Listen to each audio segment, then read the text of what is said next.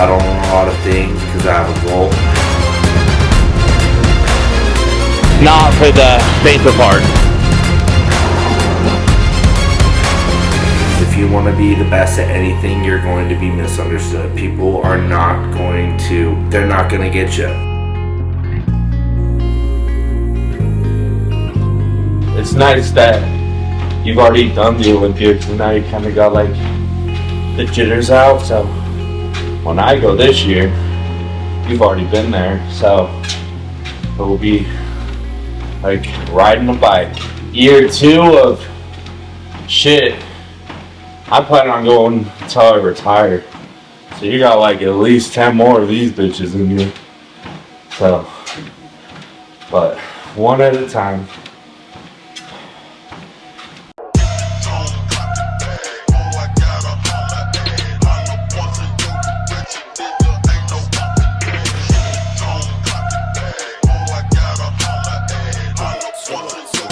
You know what they say, life's a bitch, just learn how to fuck it.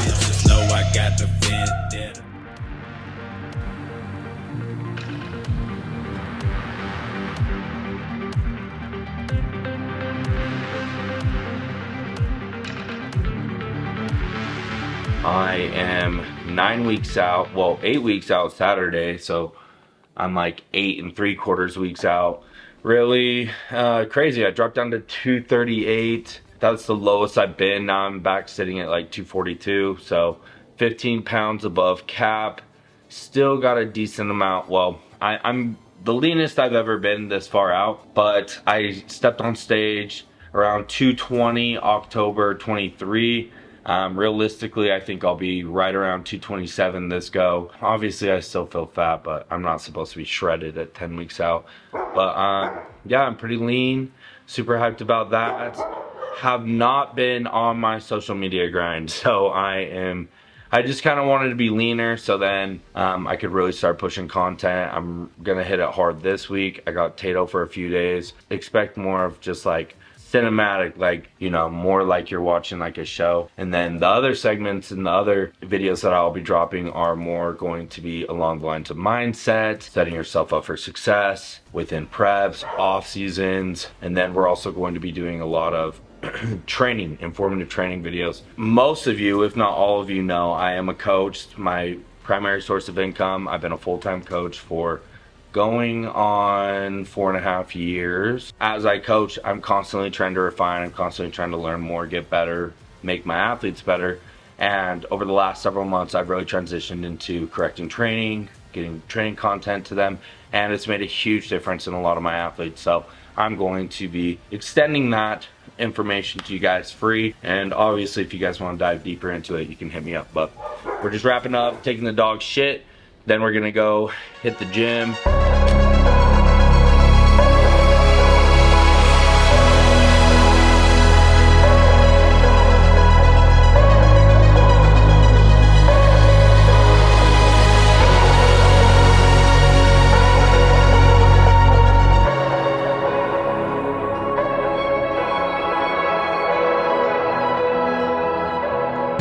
Well, like last year I told you I had like no expectations. I still don't have any expectations, but that experience, man, like when you get older, you realize this shit goes a long way, bro. Yeah.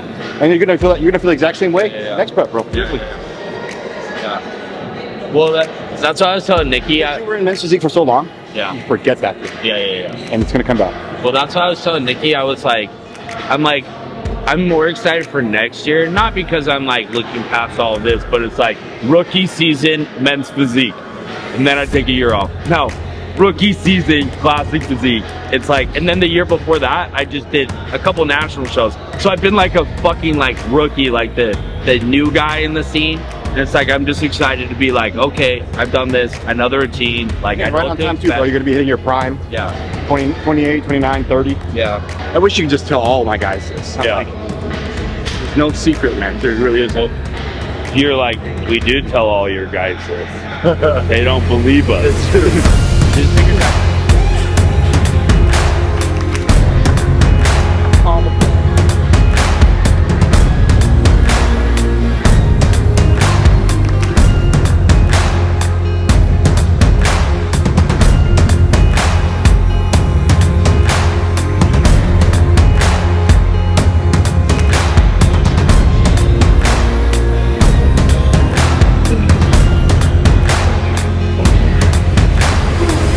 Nice.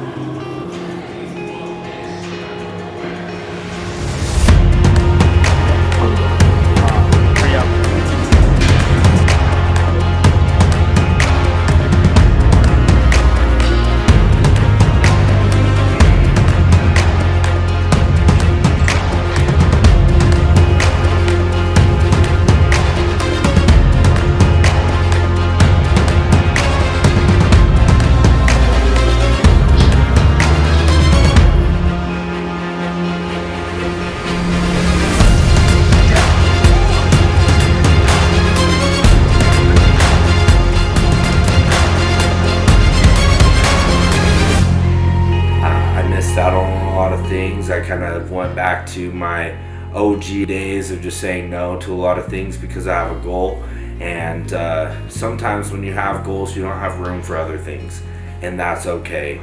If you want to be the best at anything, you're going to be misunderstood. People are not going to they're not going to get you, and they're going to think you're weird, and they're going to think you're obsessed, and you got to be obsessed if you want to be the best at anything. Woo.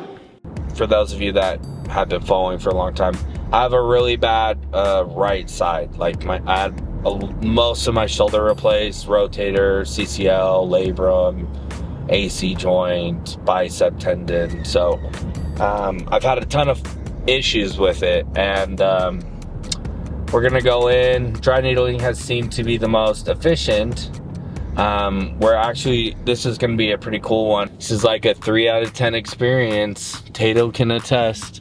For him, it was like a 1 out of 10 experience. It was negative, dude. Negative, so it does suck dick, but hey, it is what it is. Straight away, here I can feel it catching. So I think like the two main places it's catching overall is through here, and then like back in there, but I don't know. That's just what I'm noticing by like feeling. That's what I'm feeling, and I don't know if that's just manifesting somewhere else, but that's just like kind of the data I have. Hard for me to get worked out. The aesthetic. Okay. So you see the difference, right? Yeah. Okay. Do you feel?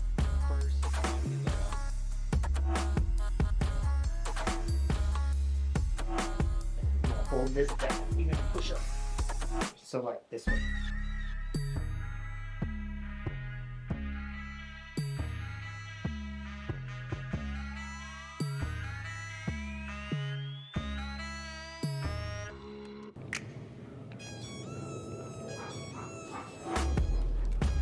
I am currently sore as shit. As you can see, my midsection is pretty swollen. I'm definitely up in weight. I was up like 3 pounds, so I'm like 242-ish. But I'm feeling a lot better. Like, whoops, I have more range of motion, like in my shoulder from the dry needling. So yeah, I feel good.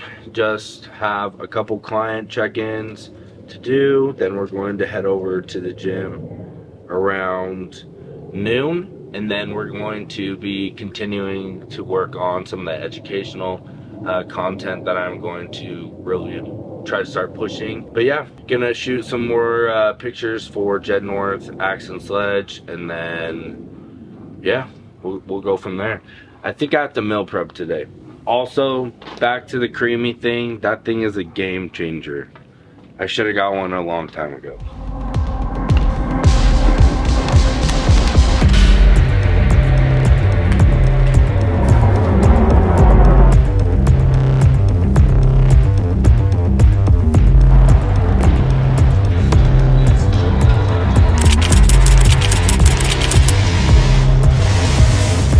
My favorite back movement right now.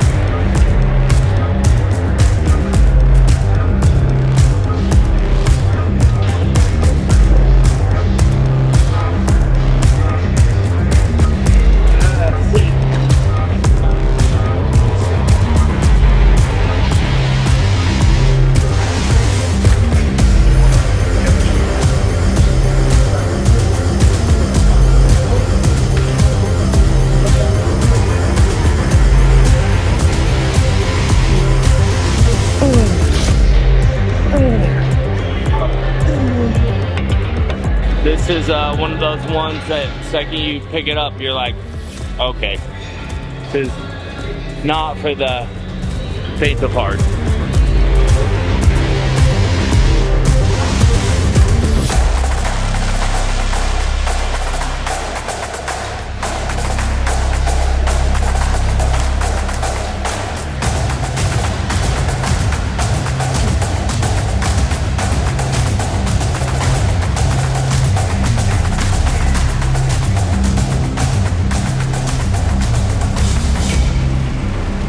The only way is through. That's all I got. There's nothing more to it. Or life does not give a shit about your circumstances, and neither does your goals. Still gotta do shit. You know, a lot of people just want to be pity party for me. Currently 8 weeks out, I'm in a good rhythm. So I wanted to kind of think back on why that is. And I think it's important for people to understand how important it is to set yourself up for success and create a good baseline. And setting yourself up for success for sure within a prep scenario, what that looks like is you gotta have a high baseline. And what that means is you want your food at a high place and your cardio at a low place, because you gotta pull from somewhere. And if you're not eating a lot and you gotta lose fat, you're going to just have to pull that food down. If you're doing a lot of cardio, you're just gonna have to bump up that cardio.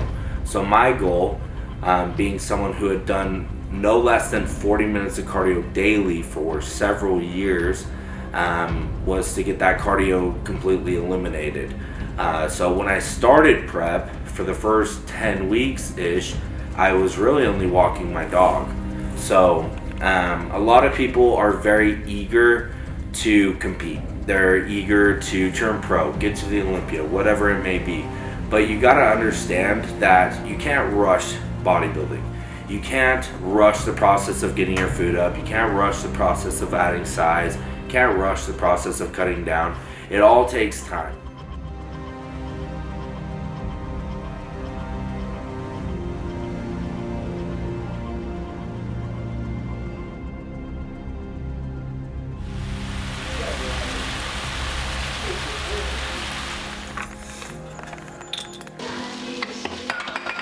Wow, look at this.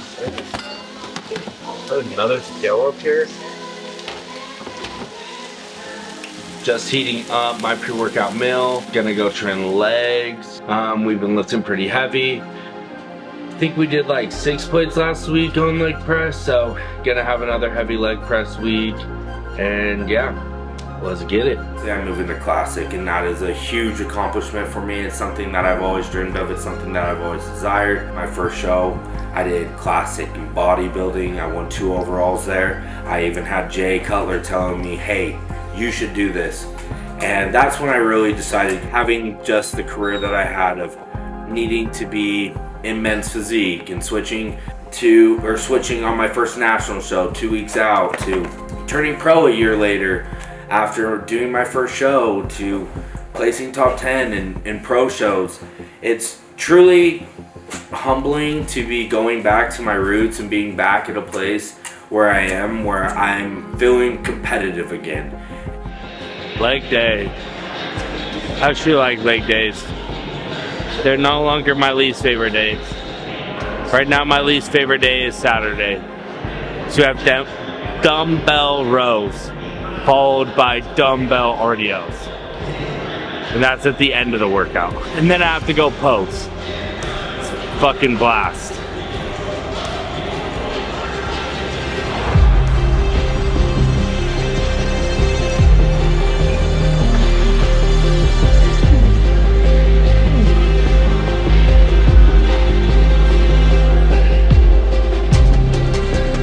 Yes. I'm trying not to bitch, but I have never been so tired. I have been so tired. Like this prep, I have so much food, but yet my energy feels so much lower. So it's like weird to even complain about.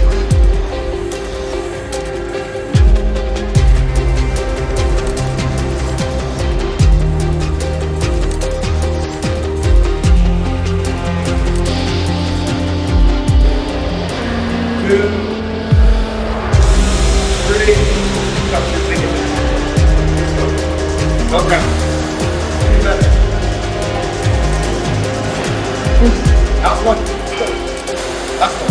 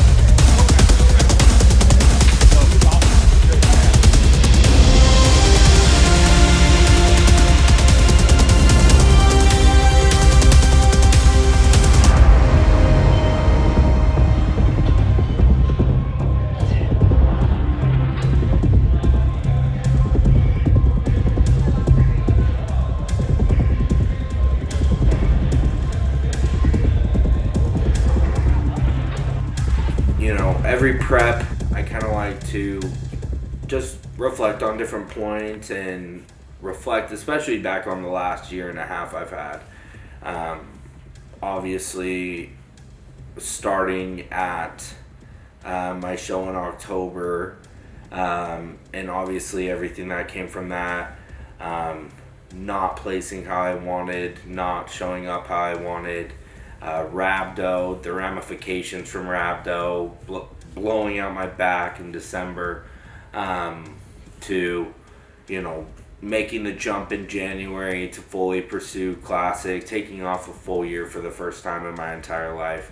And I think too many people, when they get into their off season, they're so focused, or even guys who are wanting to bulk before they prep, all they're thinking is size. I want to add size. They're not taking into fact, like, okay, taking into account, okay, how do I set myself up for a successful prep?